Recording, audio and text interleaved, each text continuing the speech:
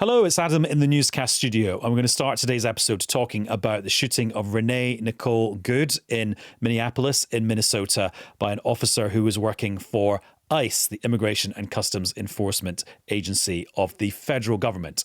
And there's now a sort of turf war and a war of political words going on between the Trump administration, the federal government, and the administration in the state, led by Governor Tim Walz, who was Kamala Harris's running mate at the last election. So there's lots to dive into, and the people who are going to take us through it bit by bit and explain it all for us are here on Newscast. In Washington is my Americast cousin, Anthony Zurcher. Hello, Anthony. Hey, good to be here. And our colleague Madeline Halpert is in Minneapolis. Hi, Madeline.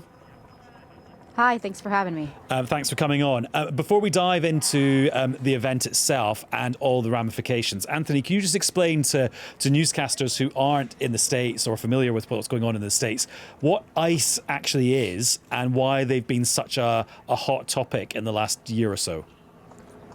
ICE is the Immigration and Customs Enforcement Agency. It essentially is the federal agency that is in charge of enforcing American immigration laws. They're federal officials. You see them at airports, traditionally, but now they have been authorized and expanded by the Trump administration to engage in immigration enforcement, arrests and detentions across the country, not just at points of entry. And so you've seen them step up enforcement in American cities ranging from Los Angeles to here in Washington, D.C., to Charlotte, North Carolina, to Chicago, and now the most recent deployment. Thousands of federal officials have been sent to Minneapolis to investigate and detain unauthorized immigrants in the state. And they're not the police, but they do have police-like powers, and they are armed. They are armed. They have police-like powers. They have the power of the ability to use lethal force if they fear for their lives. They have the power to make arrests. So they, by all intents and purposes, they're federal law enforcement officials in the same way that a local police officer is a local law enforcement official. And Madeline, at the heart of this coverage of this story is this quite extraordinary video of the incident happening. There's one angle in particular that everyone will have seen on social media, but there's other versions have emerged in the last 24 hours or so. I imagine it's sort of like emblazoned on your eyeballs now as the person at the scene. You talk me through. Oh, and I can also hear some activity around where you are as well. Yes, apologies for that loud background noise. No, please don't worry. Just talk me through kind of your take on what's in that video. And I realize narrating a video on a podcast is not the easiest thing, but just you take it away. Yeah, I mean, what's interesting, I think, is kind of the differing takes we've gotten about what happened in that video, right? You have local officials, including the mayor, saying that ICE needs to get out of town and, disputing this kind of narrative that we've heard from Trump officials, in particular Kristi Noem, the Homeland Security Secretary, that the ICE agent was acting in self-defense because the person, was driving their car at them. And that's the narrative that local officials are disputing. But, you can see in the video her car keeps going and kind of crashes into this bank. And we're actually right now just about a block away from that, from where that happened. We were right by there earlier. And you can actually see in the snow, traces of blood from what happened. And they've set up this kind of vigil with candles and roses to kind of cover up that space where this really horrific thing happened. And Anthony, Kristi Noem, the Homeland Security Secretary who's in charge of ICE, she has described this as domestic terrorism. She says her officers were responding to a domestic terrorist. Why does she use that label? What does she cite as evidence for Renee Nicole Good being a domestic terrorist? Well, she said Renee Good essentially weaponized her vehicle, used her vehicle as a weapon, attempting to drive into the law enforcement officers, the ICE officers who were on the scene. And that was the justification for the use of lethal force in response. And she also has talked about how these immigration enforcement officials had been followed, had been harassed by protesters, including Ms. Good, over the course of the day.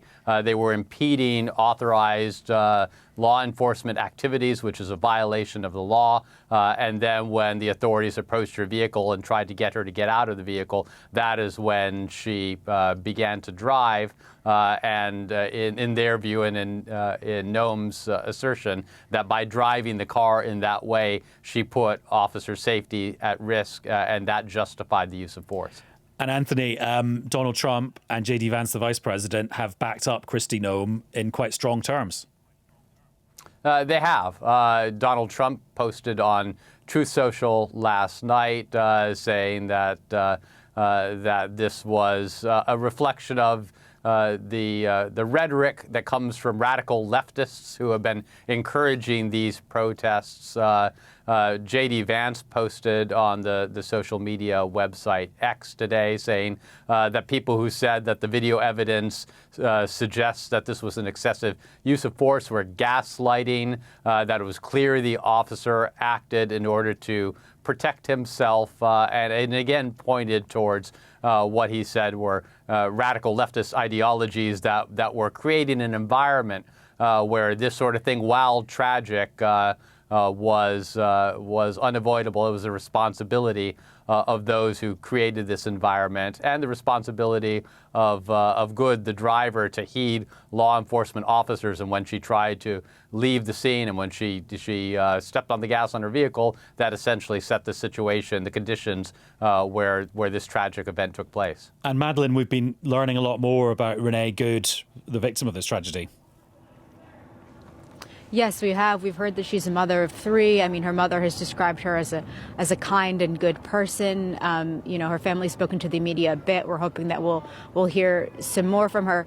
But, even those who didn't know her, we've been speaking to people in the community, and everybody, you can tell, is just so impacted and upset by what happened. I mean, last night when we got here around 11 p.m., there were still people gathered near the site in the street, and they were talking, there were people crying, there were people talking about, how much fear ICE has created in the community. I spoke with somebody this morning who said that she was in the area, and as soon as she heard that that Renee Good had been shot, she went to the site and saw her car and saw her blood all over the place, and just about how horrifying that was. So, even for those who didn't know her, this has clearly really impacted the community.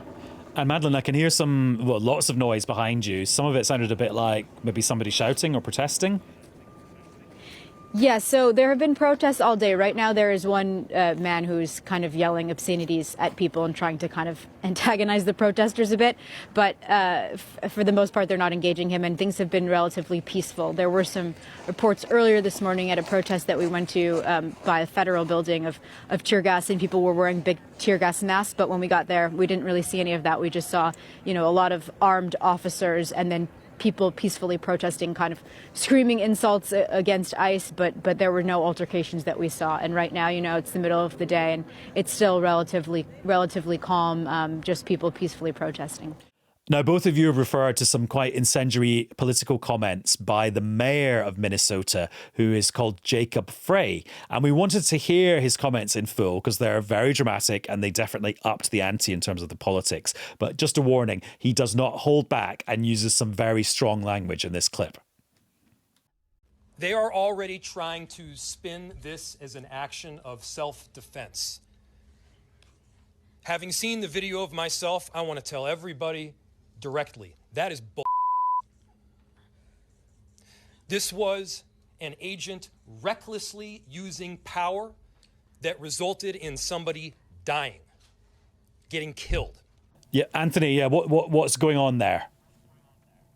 I mean, clearly emotional, angry, and quick to respond. And the situation is one where there is plenty of video evidence. There were protesters and people on the scene, neighbors who had cameras, who had cell phones, who were taking video of this. And so I think what Frey was pointing out there was that you're getting an account from federal officials, but from what he saw and what the public can see, in his view, it was an excessive use of force. And he says that essentially that the federal government is not presenting the truth as it is. Now, everyone can pull different pieces from these videos, and if you look at different snippets of them, they do different perspectives tell different stories, and so it's going to be one of those instances where people listen to the politicians they want to listen to. They see the video clips that kind of confirm their prior assumptions, and this chasm between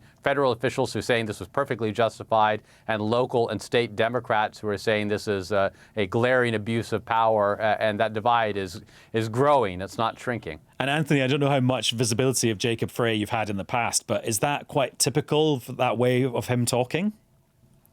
I think it's a little more outspoken than we've heard in the past, although he is a young and fairly energetic mayor. He was just elected to, I believe, his third term there in Minneapolis. You also have to remember that this is taking place in Minneapolis, a city that was hit by mass protests following George Floyd's death, choking death at the hands of Minneapolis police in 2020. And some of those protests turned violent, and there was massive outcry against police brutality and excessive force on the part of police, protests that spread nationwide in the Black Lives Matter movement. So this is all happening in that context. And so, it's very easy to draw parallels between what happened 6 years ago, what is happening now. And some of the figures, such as the governor, Tim Walz, and Jacob Frey, the mayor, they're the same figures who were, central in that episode as well. Because, of course, Tim Walz was Kamala Harris's running mate in the election. Yeah, a prominent national politician, and also one who has himself been mired in controversy. He just recently, last week, announced that he was not going to, or he's abandoning his bid for re-election in November because of a swirling fraud scandal that has resulted in convictions in the misuse of COVID food aid funds distributed by the state that were federal funds. Also allegations of more widespread fraud within the social programs of Minnesota, fraud that that tied in the Somali immigrant community in Minnesota, and was one of the reasons why Donald Trump kind of derided the immigrant community, the Somali immigrant community in Minnesota, and ordered this massive increase in immigration enforcement activity in Minneapolis and the surrounding area. So this is the groundwork for this protest, and the reason why one of the reasons why this incident has become so incendiary is because Minneapolis and Minnesota had become a kind of a central battleground in the debate over immigration enforcement and the role of immigrants and the benefits and potential costs of immigrant communities in this country. And Madeline, as we're recording this episode of Newscast at just gone 6 p.m. UK time on Thursday, a new battleground has opened up, and it's over the investigation into the shooting and who gets to be part of that and who's in charge of it and who has access to what evidence. Right, and the governor, Tim Walz, has accused the federal government of trying to box them out of this investigation.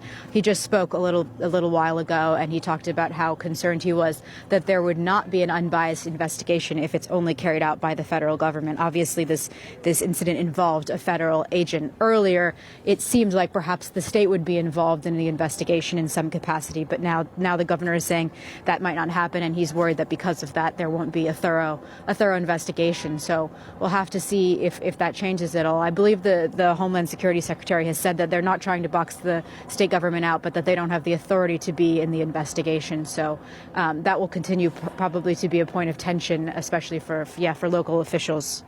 Okay, well, thank you both for bringing us up to date in such a clear and detailed way. Madeline, thank you very much. Thank you so much. And Anthony, thanks to you too. Always great to be on.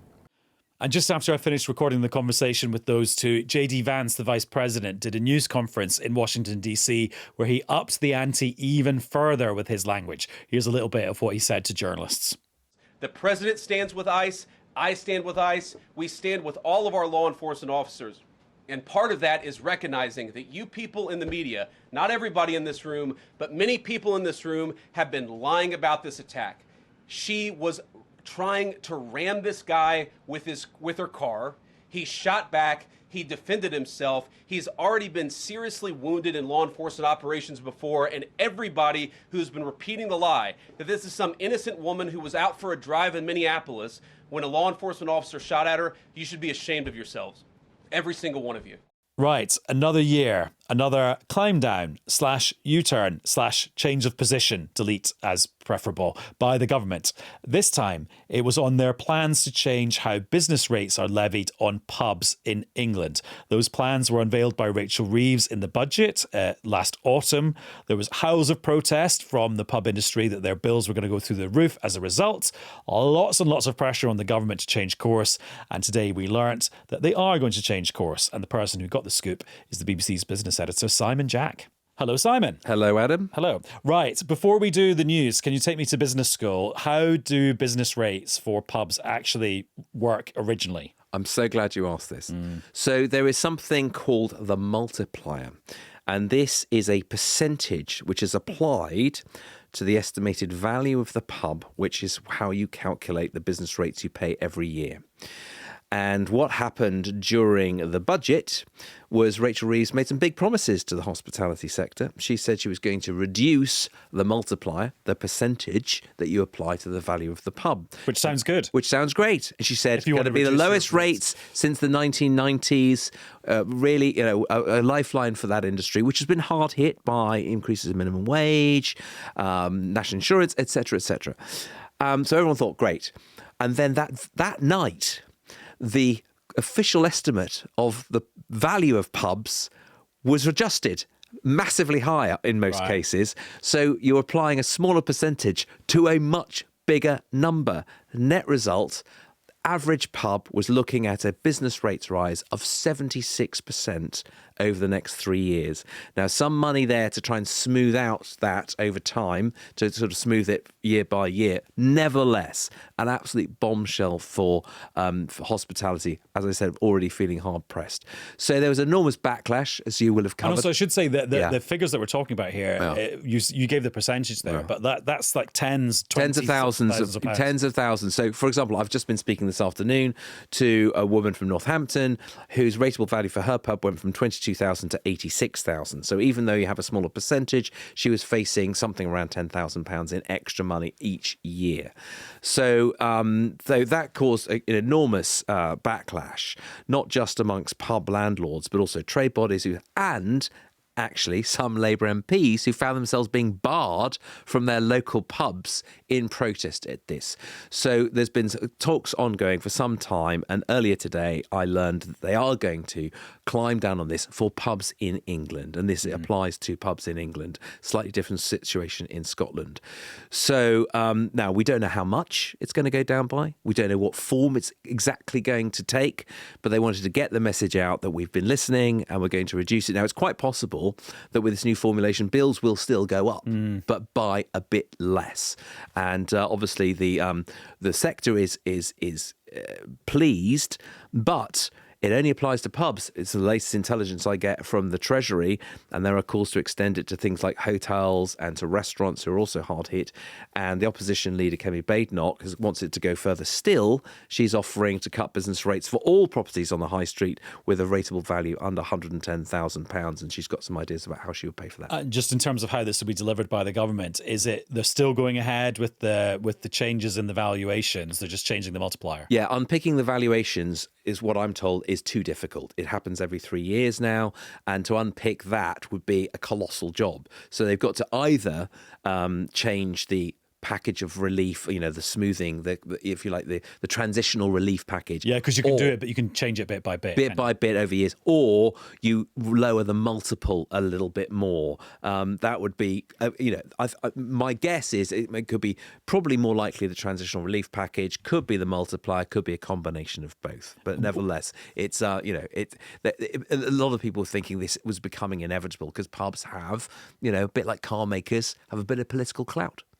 Also, the other thing that was happening was the withdrawal of some COVID-era support. Yeah, that's Is that still being withdrawn? That's still being withdrawn. So during the COVID era, there was a 75% discount for most pubs applied to your rates bill. That was reduced to a 40% reduction last April. So you saw a doubling, and that was going to be removed entirely come April of this year.